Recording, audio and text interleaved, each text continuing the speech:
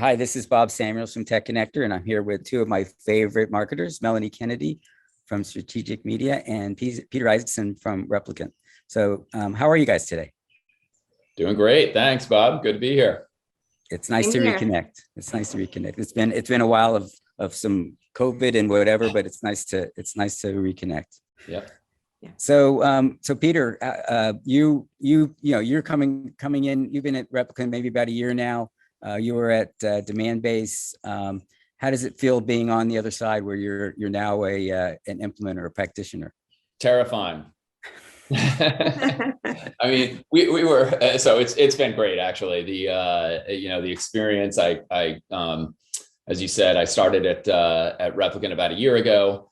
I've done the Series A, Series B kind of build out the team a couple of times in my career, and was actually studiously avoiding getting into that again.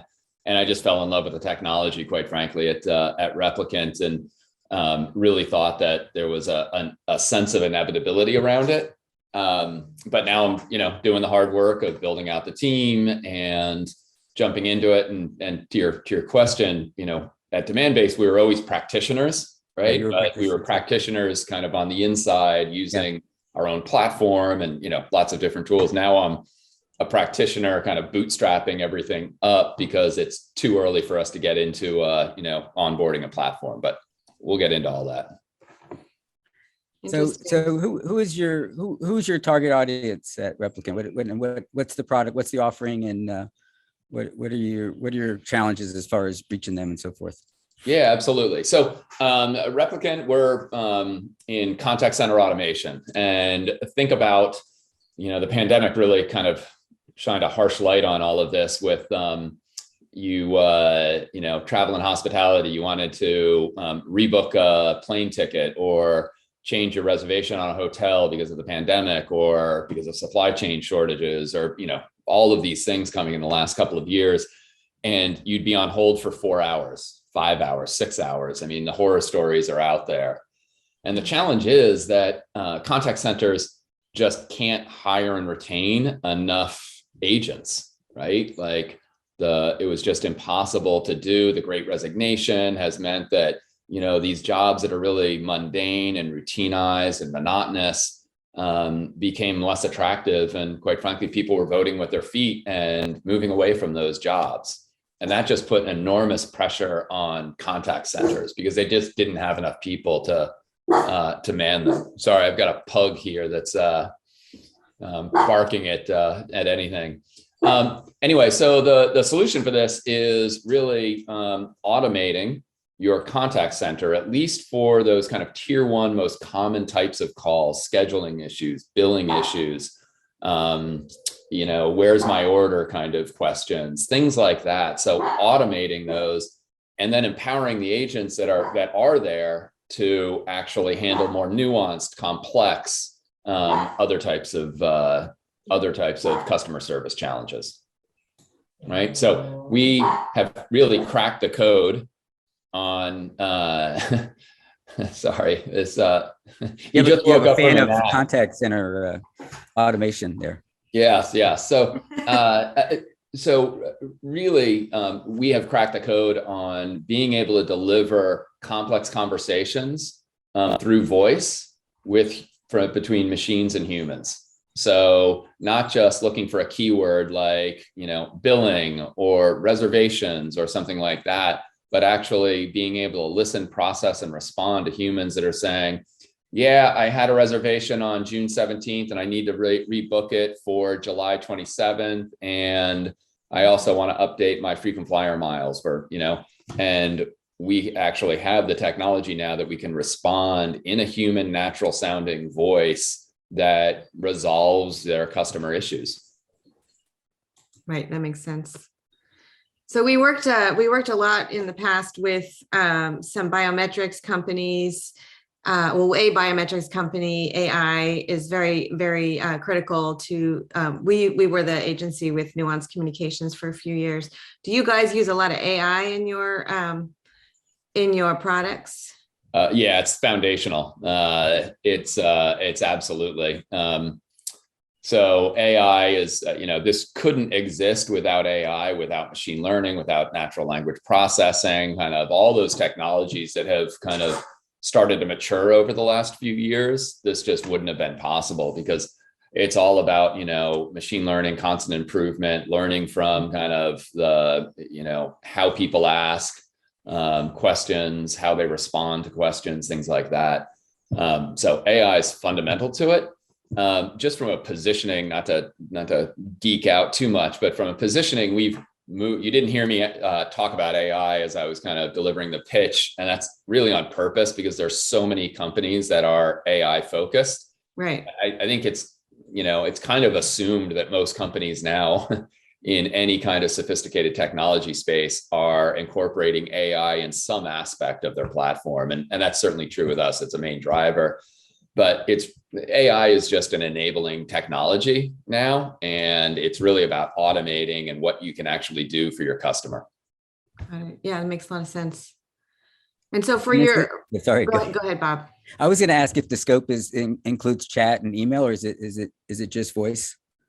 Yeah, I just as the warm up to this, Bob, you and I were talking about kind of what we had on our plate, and on Tuesday we're announcing our omnichannel solution, which includes SMS and chat. So we are going to offer it across channels. Unlike most kind of vendors in this space that went after solving it for chat first, which is a relatively straightforward and easy kind of proposition. And when I say easy, it's easy to do a mediocre job. Very few actually do a great job of it if you've ever experienced web chat for trying to solve a customer service challenge. But for us, we set out to actually solve voice first. Because one, it's the more challenging, more complex issue to solve for, but most customers, most of the time, still want to solve their customer support issues over the phone. So the bulk, 70%, 75% still want to solve it over the phone. So we started with voice, and now we've extended out through chat and SMS messaging and other things. Got it. So are you, have you done any predictive analytics to identify your surging accounts and top targets for your media strategies? Yeah, so this is where it gets interesting because, in my career, and the empathy starts to come out for companies that didn't have a demand-based type of solution, right? Because I've always had that. I've always used it with when I was CMO at Demandbase. We're really kind of too small at this stage to actually onboard something like Demandbase.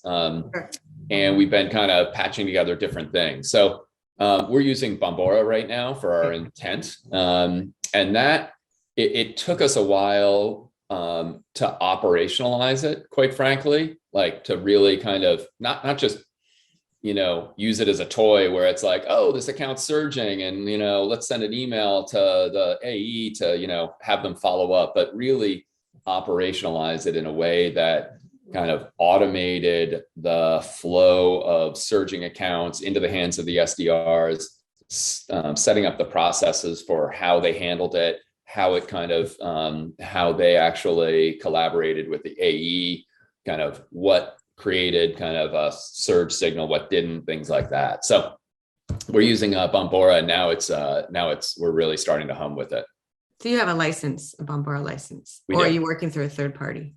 No, we went directly to, I know Mike and Mike Burt and the Bombora folks from my days at Demandbase. So I kind of went straight to them for it rather than going through a third party. So great. That's wonderful. So you have the ability to pull a Bombora rank of top surging accounts and take that information and feed it into your media programs, your SDR intelligence, and so on and so forth.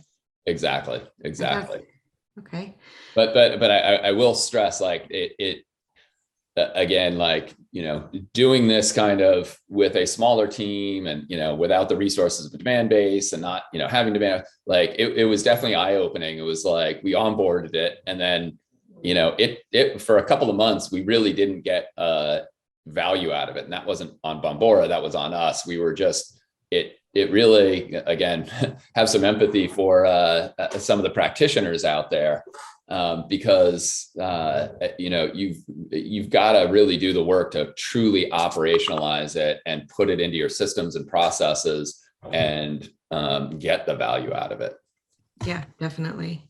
Yeah, we're using demand-based right now for one of our clients, and we're in the platform managing a demand-based program, and also for we've done it with 6 Sense on the programmatic side. There's a lot to be said for those larger relationships, those MarTech solutions, but there are ways to get there without buying the whole Cadillac package with the 6 Sense, for instance. Yeah. Because a lot of our direct partners, can help. They have that AI technology and also the intent tools to help identify surging accounts and drive that information into your media targeting strategies.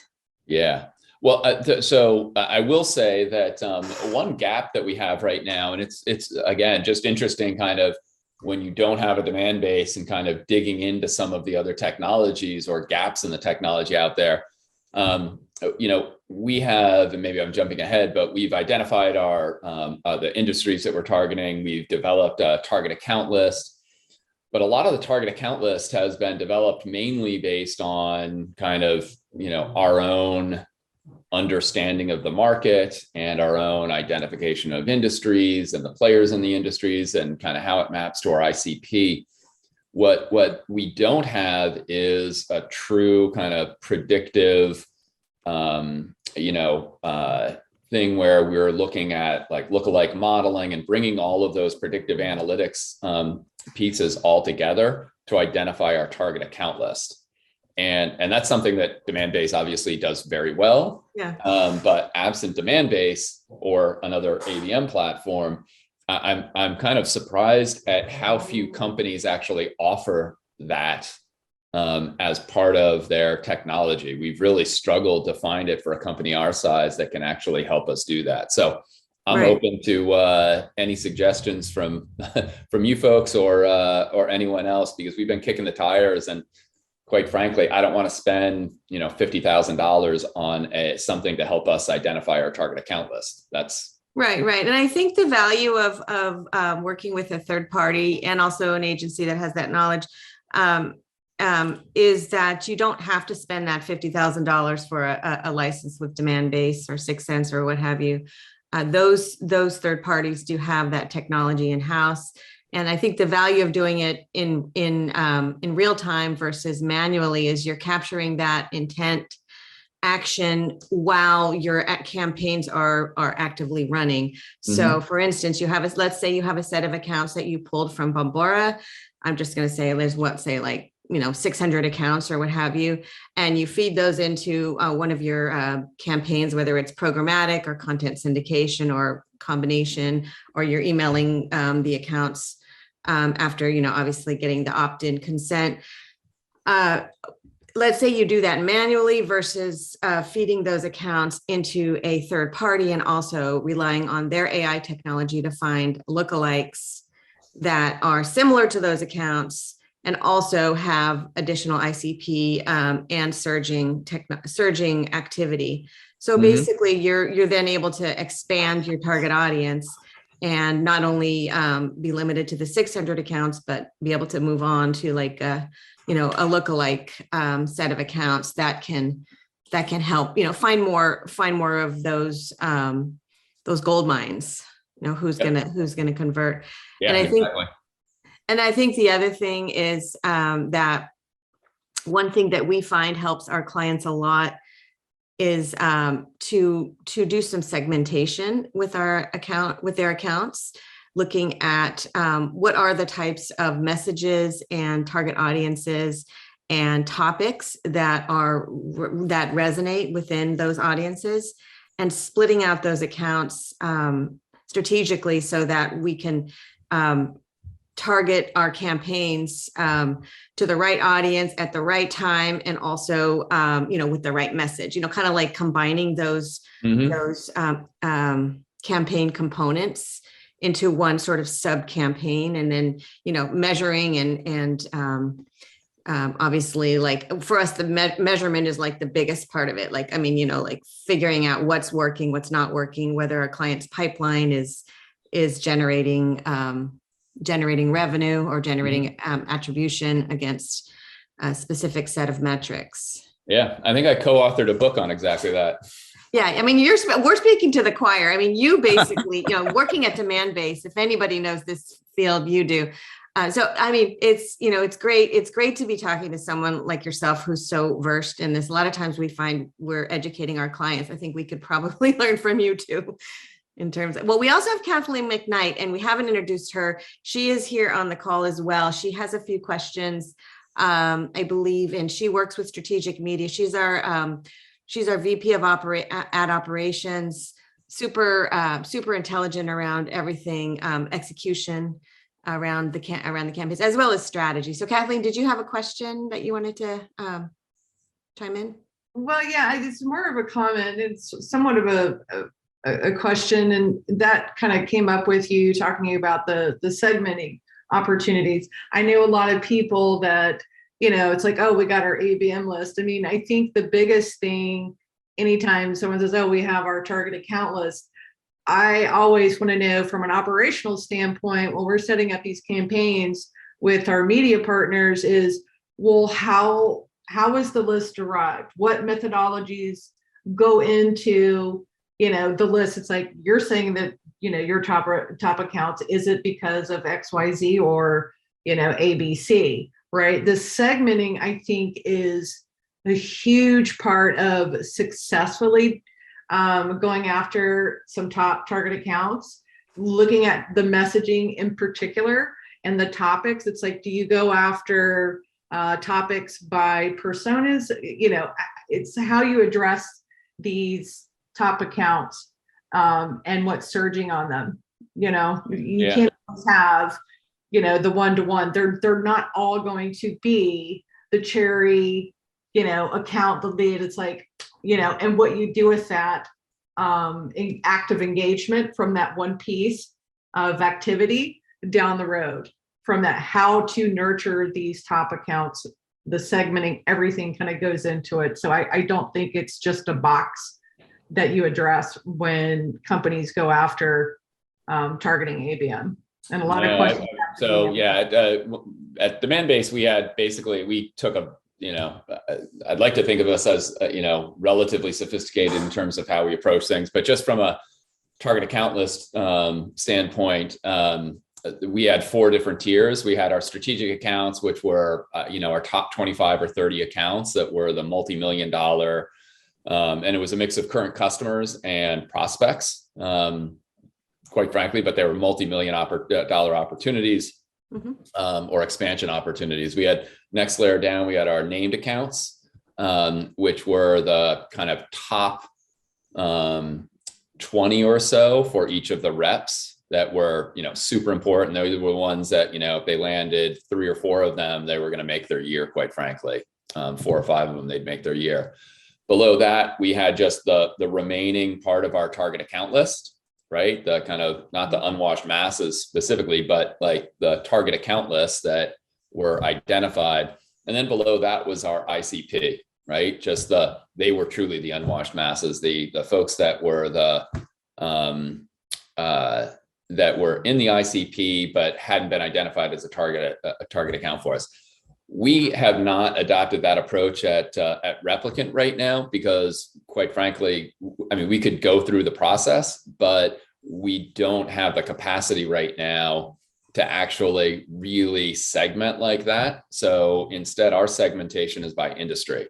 So we have, 5 or 6 core industries that our value proposition really resonates with them and that we've had success with: insurance, travel and hospitality, retail, consumer services, a couple of others. And we've segmented our target account list based on that. And we run plays between marketing and the SDR team based on those industries. But we haven't taken, and we're probably a year, I would say, away from actually tiering, Kathleen, the way that you were talking about it, just from a capacity standpoint and our ability to really kind of offer a differentiated go-to-market for those different tiers. And are you building out your personas based on those industries as well as your content offerings? Yeah. So we have different personas. We have really one core persona that is the champion and buyer, and that's the contact center leader, whether it's a director, a VP, or someone like that. They're actually managing the people and the actual contact center. But beyond that, we've got some secondary personas that are part of the buying process. They're the IT team, right? That, is kicking the tires and trying to figure out how they're going to integrate with all of this, into their existing contact center stack. There are the digital transformation folks at larger companies that are, have a broader mandate and are trying to figure out how, AI and automation in the contact center kind of plays into their broader kind of objective of transforming the enterprise digitally. So we've got some other folks on that. And again, we'll run plays against those personas, but we do have a primary champion in the contact center leader. That's great. Yeah. And then from a measurement perspective, are you tracking back those actions, whether it be UTM codes, pipeline data via Salesforce?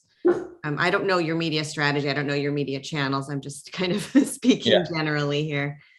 Yeah. So that's been a tough one for us, quite frankly, because we've been on HubSpot, which is a great tool for accomplishing a lot of different things, but from a CRM perspective, it doesn't do a lot, and it's very difficult to actually track back kind of impact across channels, and really kind of connect spend to by channel to the impact and the pipeline and stuff. So we're actually transitioning right now, and in mid-June, it's going to be kind of finalized over to Salesforce.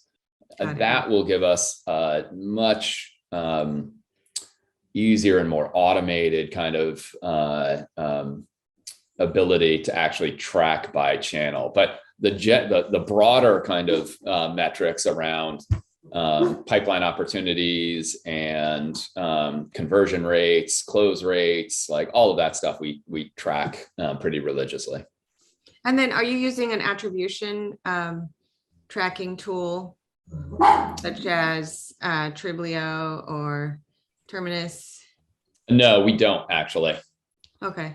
Yeah. And that's nice because then you can identify whether certain media channels, and I don't know your media strategy or your mix, but certain media channels are attributing to pipeline as opposed to, that last click methodology that you get from like a UTM or that's paid media specifically that I'm actually asking about. PPC. Yeah. Are you running? What are you running? What is your media mix? I'm sorry, I should have asked that at the beginning. What I did. Good question. Yeah, I mean, I would say it's pretty standard. In terms of we're running. We've got. We're certainly got a SEM. We do ads on LinkedIn. Sure. We're doing content syndication. We're kind of discussing whether we're going to go into Facebook and to start targeting some of the personas on that, where we're not there right now. Yeah. So those are the different channels. So you're not running any direct publication, like direct site endemic media? A little bit. We're just kind of starting to get there. Quite frankly, we just hired someone that's in charge of our digital about 3 months ago. Again, when I joined, we were 2 or 3 people in the marketing team. So when I say literally building up the marketing team, it was, I wasn't saying it like euphemistically or kind of like, oh, we're trying to go from 20 people to 40 people. We're going from 3 people to 10 people. So, we had a pretty basic mix for our go-to-market, and now we're just expanding out. So we basically are testing different channels, and as they perform or don't perform, we're investing more in them. Got it. So you haven't really built out a cohesive media strategy for, getting there. say, the next 1 to 3 years? Sort of Yeah. business strategy. Just developing that. Oh, Yeah. okay, great. We would Hence love the to help change you of with word. that. Yeah, for the attribution. In my world, it's all about attribution. Can we quantify each one of the engagements, right? To find out what's performing, what's working, what's not, peeling back the onion. Yeah. Yeah. Well, that's great. And congrats on your new hire, Peter. That's awesome. So you'll get- Thank you. Yeah, he's totally a star. Came over from Zoom Info, and he's been awesome. Great. Great. Sorry, Bob. We've been sort of taking over the No, show I here. want you to. So how's the coordination with sales?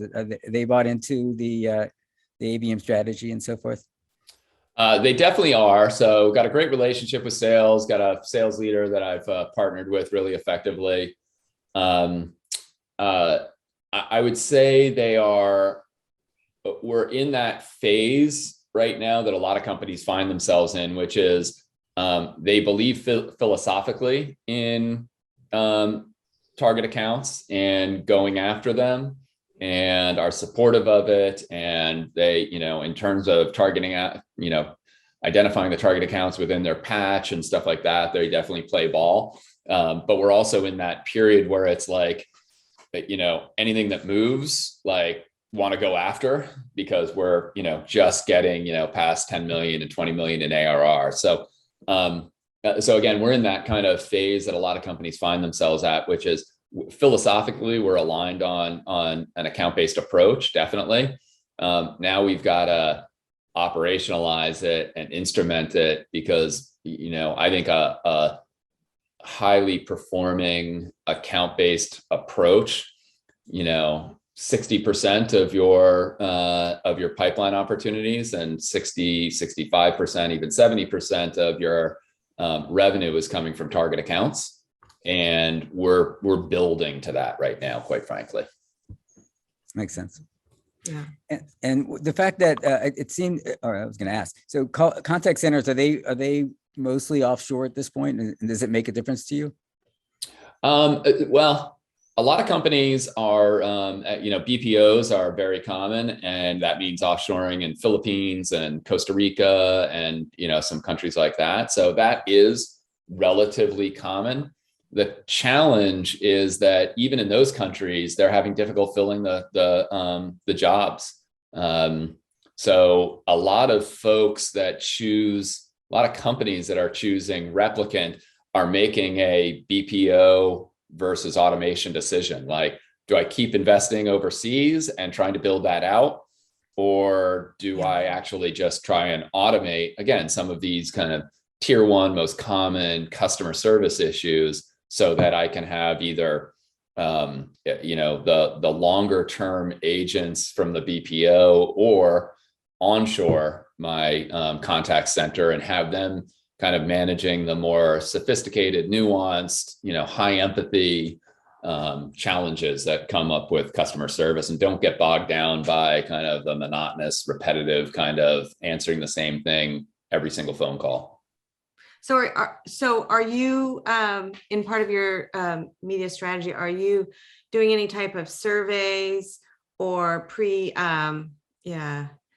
so sort of pre-custom questions to identify whether an organization, or even in your predictive analytics, are you doing any identification of whether companies are more or less likely to go the offshore versus automation route?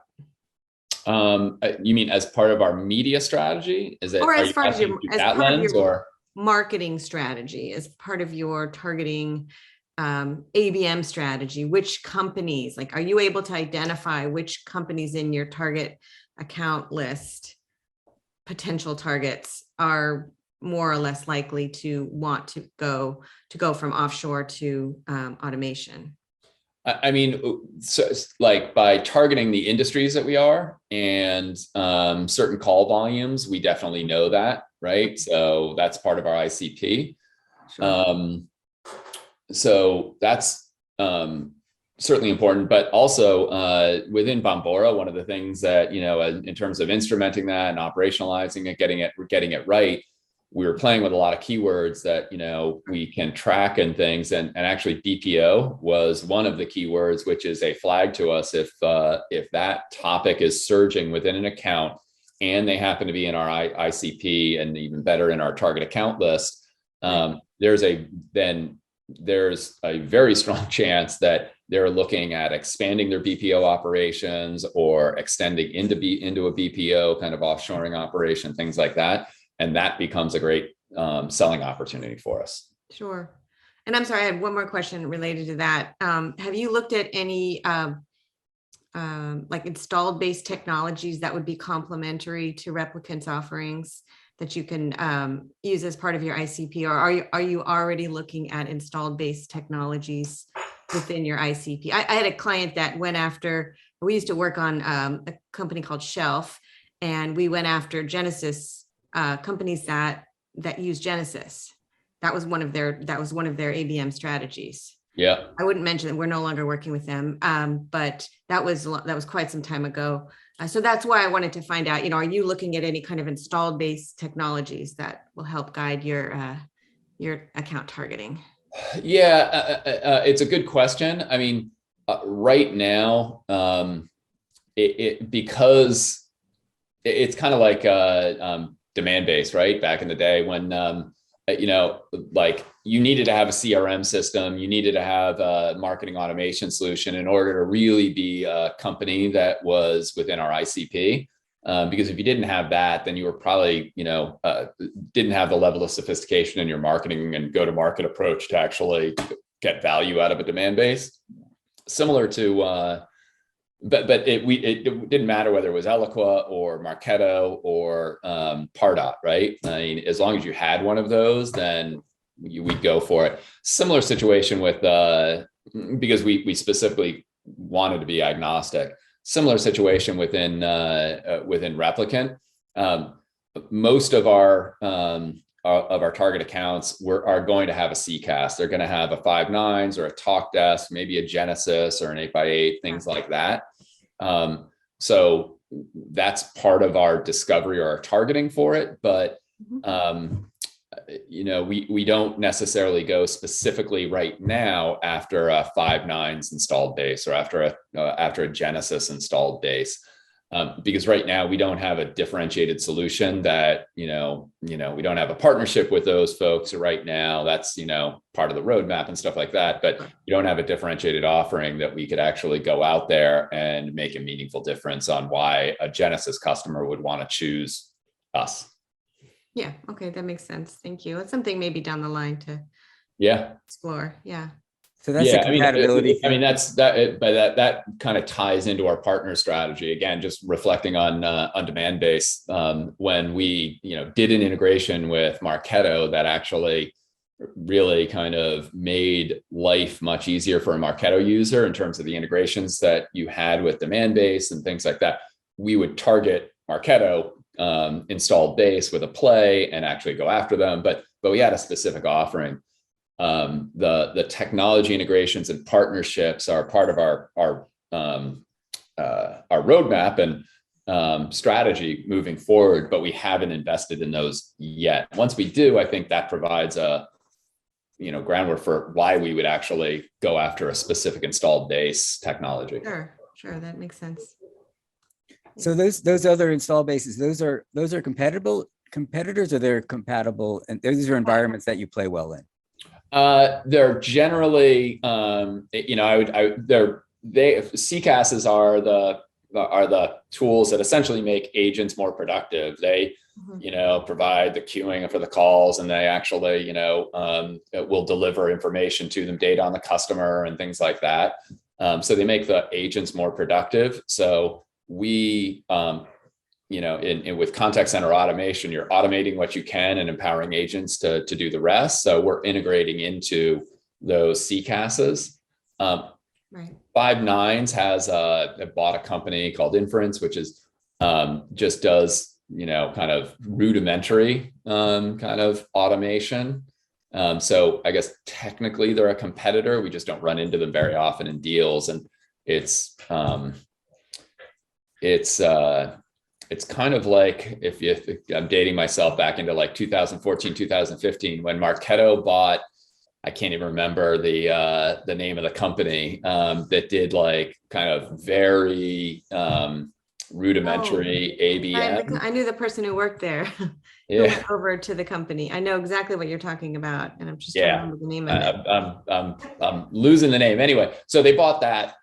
Did we compete against them? Yeah, because Marketo bought it and then just started giving that away to their customers essentially.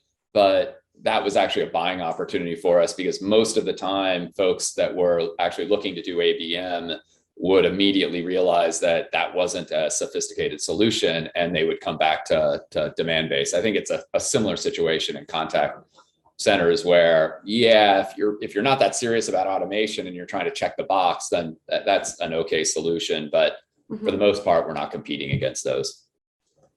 Got it. Yeah. And then that's where I was getting at, was compatibility. Yeah. Where a company would already have a solution or a platform that they're using that would be relevant to what Replicant offers.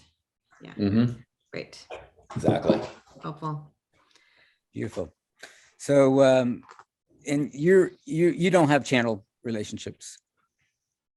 Can you define channel? Because yeah, that's a good question. I guess it would be either resellers or compatible technologies that you team up on, maybe. Yeah, so there is a very kind of robust channel with contact centers. They're not and really, so we actually have a very kind of important channel strategy for us, but it is mainly lead generation. So it's working with the channel partners to actually identify their clients who are making the transition, want to adopt automation, and working with them to actually develop it. It's truly a lead generation program at this point.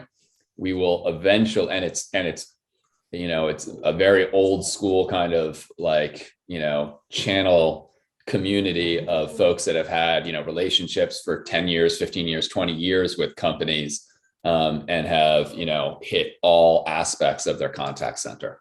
So that's more of a referral or more of a referral program right now. I mean, obviously, again, just crawl, walk, run kind of approach. Like right now we're crawling and just getting up to start walking. Eventually they will become implementation partners for us. They will become kind of technology part. We will continue to go upstream with them and use them as a more strategic kind of source. But it's not uncommon to have them as referral partners to start. And, that can be a really strong part of expanding your footprint in this market. Beautiful. So I wish you well as you guys continue to grow and succeed. It'll be fun to reconnect maybe later this year, early next year, and see how things are going. So you're track progress. Yeah, it'll be fun to watch, and it's really great. So any other words of wisdom that you have for us that you've learned, or you're continuing to grow and continuing to open up new possibilities? Yeah. I would just say, again, we were talking about this a little bit before we started, Bob. Just I was at B2B MX in Scottsdale at the end of February, beginning of March, which was actually the last conference that I went to in 2020 before the whole world. By the way, I'm pretty sure I got COVID at that conference. No. I believe it. It was just, we can tell stories about that, but that was wild how little COVID was a thing. And then 3 days later, it was cancel everything. So, but I went back to BMX and I was presenting there, and just reading the agenda and walking around, I just rough estimate of 50% of the presentations of the content was around account-based marketing, which was phenomenal. I mean, it was there were so many vendors that I hadn't even heard of talking about account-based marketing. So just Bob, you were there at the beginning with me, and a lot of other folks, but really rewarding to just see how it has just become just a mainstream, like accepted part of every serious, go-to-market strategy that, companies have. So it was pretty cool to see. It was also great to, hang out with Andrew Gaffney, the whole crew there. So Yeah, I'm surprised I didn't get a chance to see your presentation there. I wish I had. I was probably the one person that wasn't presenting on ABM, quite frankly. What was your topic?